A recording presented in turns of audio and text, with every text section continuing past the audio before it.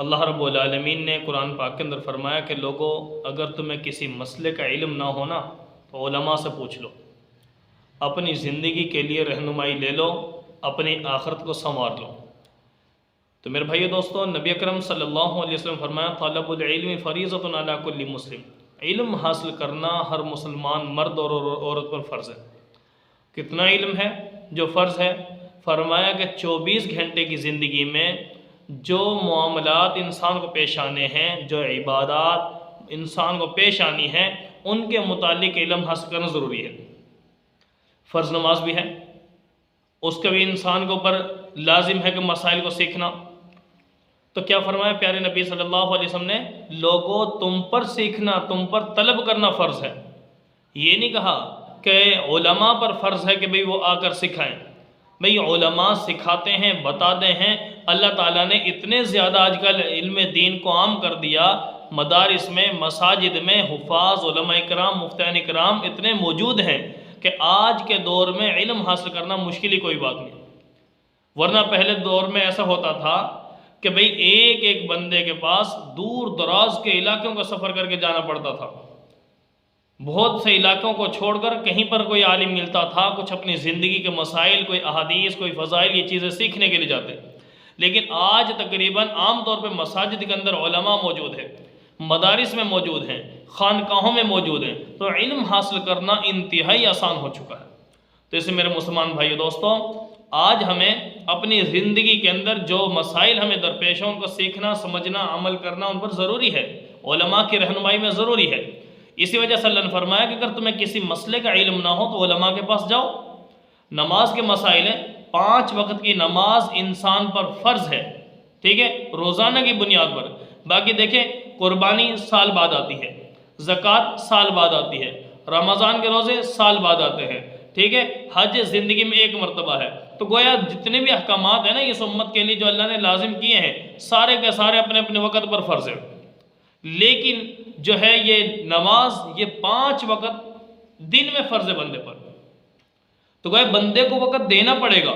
تو میرے مسلمان، آج ہمیں اتنی غفلت، دنیا کی دوڑ لگی ہوئی ہے، ٹھیک ہے، دنیا کی تعلیم کے لیے، سکول و کالج کی تعلیم کے لیے ہماری دوڑ لگی ہوئی ہے۔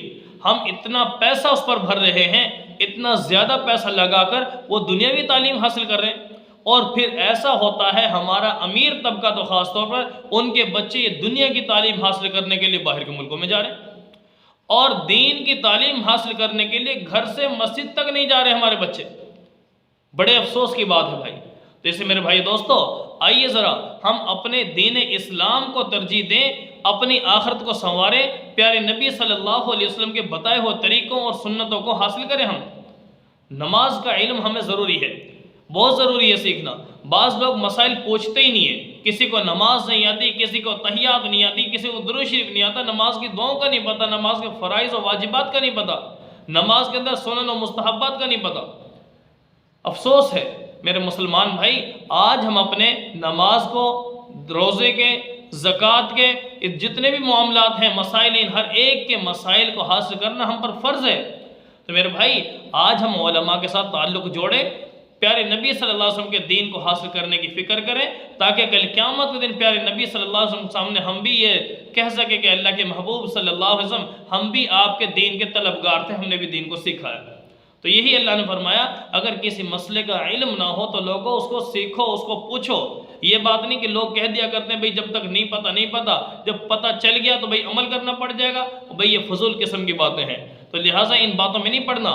تو یاد رکھنا، جس بات کا علم نہیں اس کا سیکھنا فرض ہے، فرض ہے، فرض ہے۔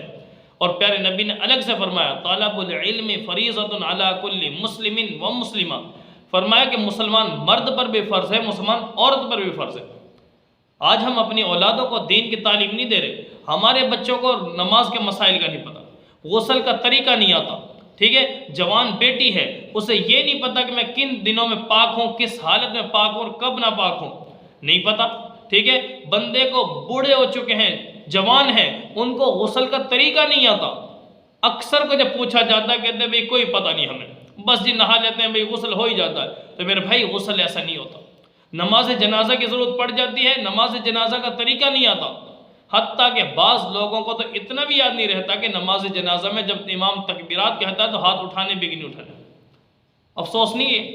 تو اس سے میرے بھائی دوستو، آؤ ذرا اپنے ذہن کو صاف کیجئے، دین کے لیے اپنے دل میں جگہ دیجئے اور دنیا کے اپنے دل سے ذرا تھوڑا سا دور کیجئے۔ آج ہماری محبت ساری دنیا سے ہے، ہماری نفرت سارے دین سے ہو چکی ہے گویا۔